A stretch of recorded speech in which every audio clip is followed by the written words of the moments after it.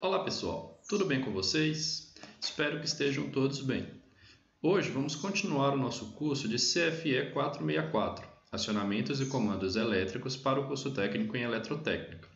Meu nome é Eric Matheus da Silveira Brito, sou professor da Universidade Federal de Viçosa, Campus Florestal, e esta é a aula 14, partida indireta de motor de indução trifásico com aceleração rotórica. Esta aula vai ser dividida em duas partes. Na primeira parte, vamos ver os problemas na partida de um motor de indução trifásico. Vamos focar esse estudo no motor com rotor bobinado e uma solução para a partida que seria a inserção de banco de resistências em série com rotor. Na segunda parte dessa disciplina, analisaremos as simulações dessa partida no CAD/CIMO e faremos uma breve análise do dimensionamento dos componentes para esta partida. Então vamos lá. A gente já viu, pessoal, vocês já viram também, que os problemas na partida de um motor de indução trifásico estão relacionados, com uma alta corrente de partida, que deve ser suavizada através de algum método de partida. Nós já vimos a partida estrela-triângulo, a partida com chave compensadora, E agora nós estamos vendo a partida com aceleração rotórica. Mas de onde que vem esse problema? Só para a gente tentar enxergar ele de uma outra forma. Aqui a gente tem um circuito equivalente do motor de indução trifásico, ele é um circuito por fase, tá? Então a gente tem aqui o circuito equivalente, Aqui a gente tem o lado do estator, o núcleo magnético e o lado do rotor. E aqui à direita a gente tem o fluxo de perdas e de potência, ou de potência e perdas nessa máquina, considerando a potência de entrada elétrica, e a potência de saída mecânica desenvolvida no eixo do motor. A gente sabe que o motor de indução trifásico trabalha com escorregamento, que é a diferença de velocidade entre a velocidade síncrona e a velocidade do rotor, a velocidade mecânica do rotor. Na partida, a gente quer analisar aqui a corrente de partida. A gente quer analisar aqui a corrente de partida. O que acontece na partida? Na partida, a velocidade do motor ela é igual a zero. Isso quer dizer que o escorregamento vale 1 na partida, certo? Quando a gente analisa aqui o circuito de rotor, nós temos aqui a resistência do circuito de rotor, o R2, e nós temos aqui uma resistência elétrica que representa a potência convertida, a potência elétrica convertida em potência mecânica, certo? O que acontece? Essa resistência aqui, a energia que ela dissipa, o RI quadrado que vai ser dissipado nela, representa toda a potência que o motor elétrico vai pegar, o motor vai pegar a potência elétrica que o motor vai pegar e vai converter ela em movimento. Se o meu rotor está parado, não tem nenhuma energia de movimento associada neste momento. E a gente consegue perceber isso, que se o S é igual a 1, aqui fica 1 menos 1, que é igual a 0. Então, isso aqui vai para 0. É como se essa resistência fosse um curto-circuito aqui. Qual que é a conclusão disso? No momento da partida, toda a potência de entreferro, a potência elétrica que é transferida do estator para o rotor, ela é dissipada nessa resistência R2. E essa resistência R2 ela é muito mais baixa do que essa resistência elétrica aqui, que representa a potência de conversão. Tá? Só para vocês terem uma ideia brevemente, vamos supor um escorregamento nominal de operação aí de 5%. Tá? Se esse escorregamento nominal é de 5%, a gente tem que esse R2 aqui, esse R2 que multiplica 1 menos S sobre S, isso aqui vai dar 19 R2, ou seja, para um escorregamento nominal de 5%, o que é um valor até alto de escorregamento, essa resistência que representa a potência convertida, ela é 19 vezes maior que essa resistência R2 aqui, só para vocês terem mais ou menos uma noção. Então, na partida, pessoal, como o escorregamento vale 1 e a potência de conversão é 0, o motor não gira e toda essa potência de entreferro vai ser consumida nessa resistência R2. Aí que mora o problema na partida de motores de indução, o problema de corrente elevada na partida, tá? E aí, se a gente para e pensa, qual que é a forma dos nossos conhecimentos mais básicos de elétrica? Qual que é a forma mais básica de se limitar a corrente em um circuito elétrico? A resposta para isso, é a utilização a inserção de resistências em série com esse circuito. A resistência em série, pela lei de Ohm, vai limitar a corrente. Então, será que tinha como, né? Será que seria possível eu inserir resistências em série em um circuito, no circuito de rotor de um motor de indução? Seria possível aumentar esta resistência em série de alguma forma? A gente precisa lembrar dos tipos de rotores que nós temos no motor de indução. Primeiro, nós temos o rotor em gaiola de esquilo, né? Como que seria esse rotor? Se a gente lembrar, ele tem aqui barras condutoras, né? A gente consegue ver aqui as barras condutoras. E essas barras condutoras são postas em curto-circuito através desses anéis aqui, ó. Então, esses anéis colocam essas barras em curto, tá? Então, na verdade, isso daqui, ó, é um caminho fechado. Nós temos aqui um anel metálico, uma barra metálica, fecha o contato, volta lá por trás, né? Aqui fecha o circuito elétrico. Esse circuito ele tem uma resistência aqui, ó, uma resistência R2, que é devido à resistividade do material metálico, que por ser metálico é muito baixo, mas existe, certo? Nesse tipo de circuito, esse circuito ele é fechado, pessoal, tá? Eu tenho aqui ó, os anéis e as barras curto-circuitadas, eu não tenho acesso a esse circuito de rotor. Então, para motores de indução trifásicos em gaiola de esquilo, eu não consigo inserir resistências em série no meu circuito de rotor. Já o outro tipo de rotor que nós temos, os rotores bobinados, né, onde a gente tem aqui um rotor e nesse rotor ele é todo bobinado, né, tem bobinas passando por ele aqui, assim como no estator, né? Então ele tem um conjunto trifásico de bobinas semelhantes ao conjunto trifásico do estator, e nós temos anéis coletores que disponibilizam os terminais dessas bobinas, a gente consegue inserir resistências em série. Então essa é a primeira conclusão dessa nossa aula. A partida com aceleração rotórica, ela vai representar uma inserção de resistências em série no circuito de rotor. E para isso, nosso motor precisa obrigatoriamente ser do tipo de rotor bobinado, tá? Vamos relembrar um pouquinho do motor com rotor bobinado. O rotor dele, o estator é idêntico, tá, pessoal, do gaiola de esquilo para o rotor bobinado, mas o rotor da máquina é um pouco diferente, ele não tem barras curto-circuitadas semelhantes a uma gaiola. Ele vai ter, no caso, um conjunto trifásico de bobinas semelhantes ao conjunto do estator, tá? Então eu tenho o meu estator trifásico com 3 bobinas, eu vou ter o meu rotor também com 3 bobinas. E essas 3 bobinas, elas são tipicamente ligadas internamente em Y. Seria mais ou menos assim, ó. Eu tenho aqui o rotor da minha máquina, tá? E aqui dentro eu tenho as bobinas ligadas em Y, né?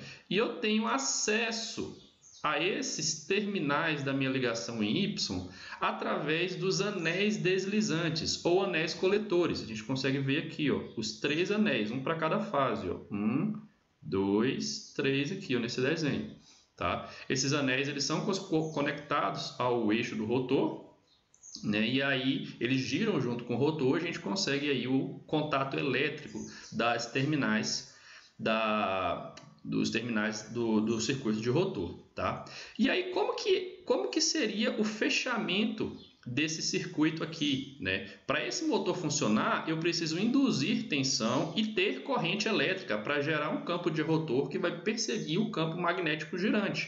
Então esse circuito precisa ser fechado, eu preciso dar um curto aqui também, tá? Então eu preciso que esses terminais aqui sejam curto-circuitados para que circule aqui internamente uma corrente trifásica induzida, certo? Então, esses terminais que nós temos disponível, normalmente esses 3 terminais aqui, ó, eles são curto-circuitados para que o motor opere de forma normal.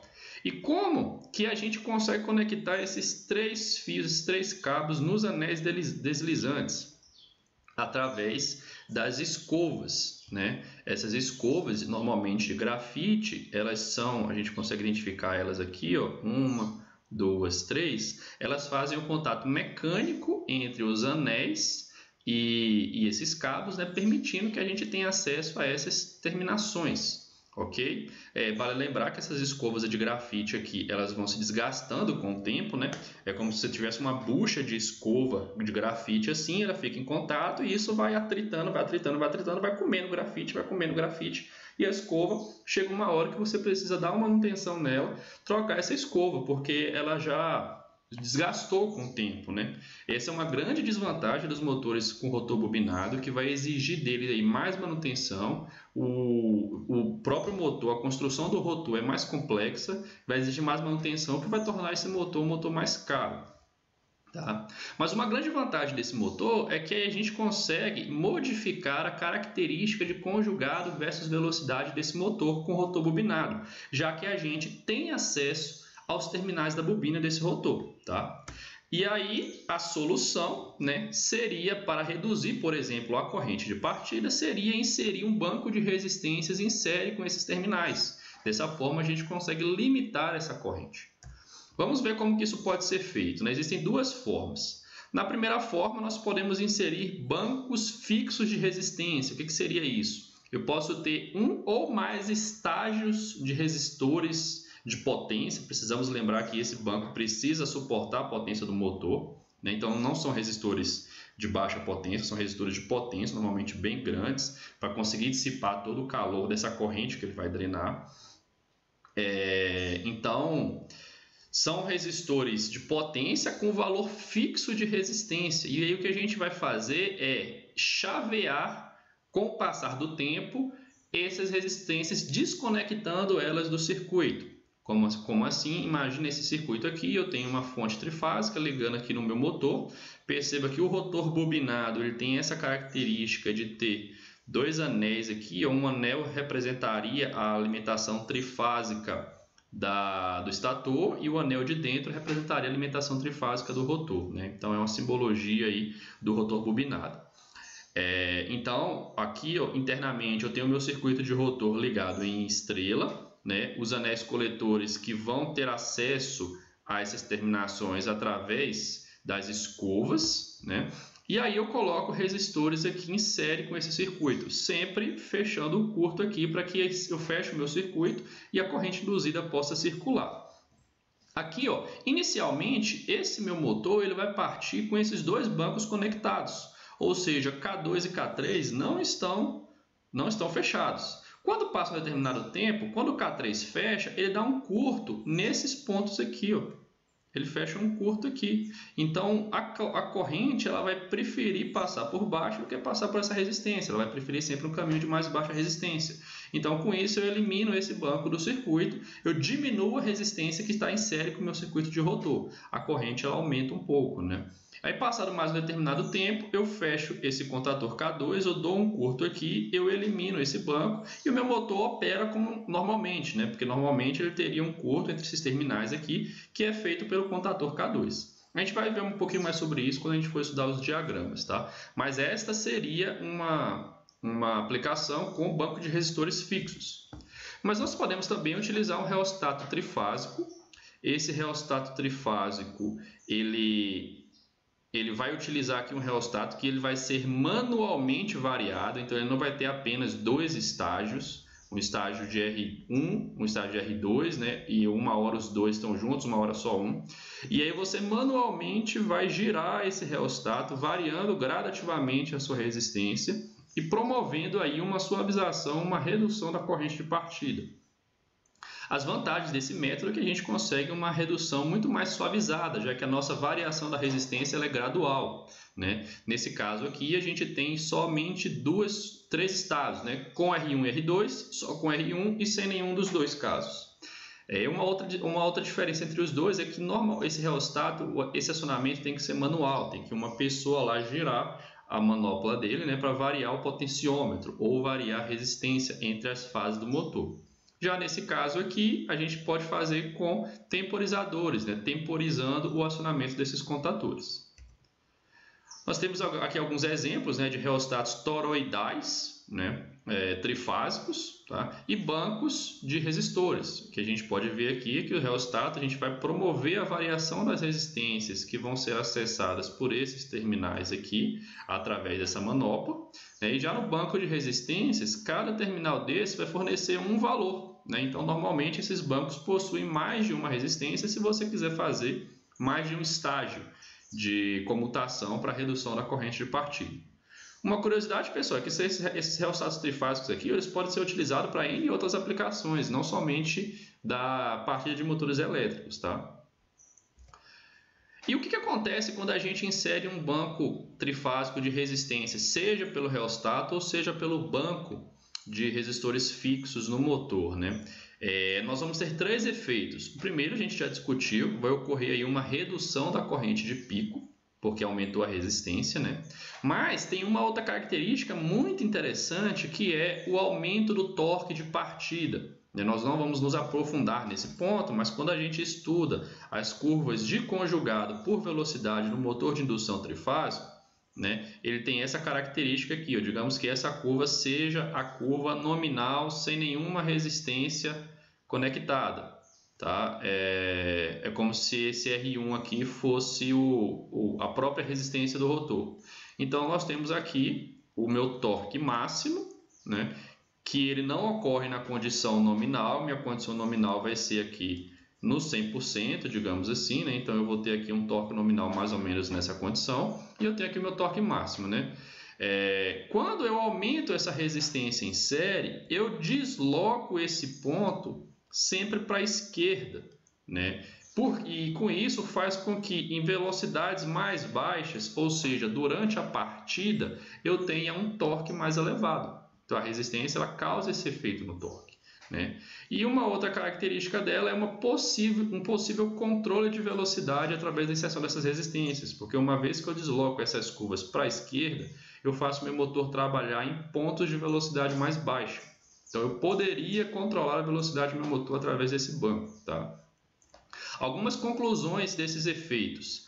Primeira coisa, o torque máximo não depende da resistência, então eu não estou variando o valor do torque, eu estou deslocando ele para velocidades mais baixas. Então aquele torque máximo ele vai ocorrer, porém em velocidades inferiores, e eu posso utilizar isso ao meu favor, né, tendo um motor de indução com torque de partida altíssimo. Essa é uma das grandes vantagens da aceleração rotórica, você conseguir partir o seu motor com torque muito elevado, tá? Uma outra característica é que o escorregamento da máquina, que é a diferença entre a velocidade do campo girante, que seria esse ponto, e a velocidade de operação, ela varia com a resistência. É tanto que, à medida que eu aumento essa resistência, eu mudo o meu ponto de torque máximo e de torque nominal também, né? Se vocês olharem aqui, o torque nominal também vai sendo deslocado, mas eu não mudo a minha velocidade síncrona, porque a minha velocidade síncrona depende apenas da frequência de alimentação das correntes do estator e do número de polos da minha máquina. Então, se eu mudo essa diferença, eu estou mudando o meu escorregamento. E isso pode promover o controle de velocidade, mas só que a gente sabe que o escorregamento é um fator limitante para a eficiência da máquina. Quanto maior o escorregamento, menos eficiente é a minha máquina. Então, não é vantajoso, não é interessante eu trabalhar com resistências elevadas que vão me fornecer aí um escorregamento alto, né? Existem outros métodos de controle de velocidade muito mais utilizados, como por exemplo a utilização de inversores de frequência para variar a frequência da alimentação do estator, que é o objeto de estudo da nossa próxima aula, né? Que é muito mais eficiente do que a inserção de resistências em série. Então, o que a gente vai fazer, na verdade, com a aceleração rotórica? Nós iremos inserir resistores somente durante a partida, né? E quando esse motor atingir condições nominais, nós vamos desconectar essas resistências e o meu motor vai recuperar a sua curva nominal com uma eficiência muito maior, ok? Então, esse controle de velocidade ele não é mais muito realizado no motor de indução trifásico. Então, né, como que a gente vai fazer a nossa partida com aceleração rotórica? Nós vamos acelerar o nosso rotor através da desconexão de resistências em série com o meu circuito. Por isso o nome é aceleração rotórica. Esses bancos de resistores ou reostatos, eles vão ser utilizados somente durante a partida, tá? Eles vão reduzir a corrente e eles vão elevar o torque do meu motor. Quando o meu motor chegar numa condição muito próxima da nominal, esses resistores vão ser desconectados, tá? E eles são desconectados, na verdade, gradualmente à medida que o motor acelera. Se for bancos fixos, a cada instante de tempo, parte da resistência vai sendo desconectada. Se for através do reostato, eu vou variando o meu reostato constantemente até se chegar aí no valor zero de resistência, né? Até que o meu reostato seja totalmente desconectado do circuito, tá? Isso a gente faz isso para não reduzir muito a eficiência do motor em condições nominais, que foi algo que a gente concluiu no slide anterior, né? Se a gente utiliza o banco de resistores fixos, nós podemos utilizar mais de um estágio, né? Quanto mais estágios, mais suavizada vai ser essa corrente, mas mais complexo é o meu circuito. Então, eu preciso realizar o correto dimensionamento tanto do valor de resistências quanto desse tempo de acionamento daqueles contatores que vão desconectar os meus resistores do circuito. Tá? Então, eu tenho que fazer um cálculo preciso. Esse cálculo não é muito trivial de ser feito, mas esse dimensionamento ele é muito importante. Aqui a gente consegue ver um exemplo, por exemplo, seria que nessa curva maior eu tenho o meu rotor sem nenhuma resistência, né? Então ele teria uma alta corrente de partida. Eu teria aqui o mesmo acionamento do meu rotor com uma resistência R1 e aqui o meu rotor sendo acionado com uma resistência R1 mais R2. Então ele parte com uma alta resistência. Quando a gente chega em determinado ponto, a gente desconecta a resistência R2, fica somente a R1, né? Então ele tem aqui um aumentozinho de corrente, porque ele recuperou as características da curva de cima, mas essa corrente continua reduzindo na partida, até que a gente desconecta a R1 também. Então o meu motor volta para suas condições nominais com uma alta eficiência, né? Pelo menos em relação à partida, nenhuma resistência está conectada ao circuito, e aí ele opera com velocidade, torque e potência nominal, ok? Bom, pessoal, para concluir, então, quais são as grandes vantagens dessa partida com aceleração rotórica? Primeira delas, redução da corrente de partida. E a gente ganha com isso também um aumento, um significativo aumento do torque de partida. A desvantagem é que para fazer essa partida nós precisamos do motor com rotor bobinado. Não é um rotor muito popular hoje em dia, já foi antigamente, quando o rotor em gaiola não era muito utilizado, ou quando a gente não tinha uma eletrônica de potência que permitisse a variação de velocidade desse motor através de outros métodos, como o inversor de frequência, né? Mas como o rotor bobinado ele é mais complexo de ser construído, mais caro e necessita de mais manutenção por causa das suas escovas e anéis deslizantes, ele é um motor mais caro, que inviabiliza essa partida devido à inviabilidade do motor com um rotor bobinado, tá?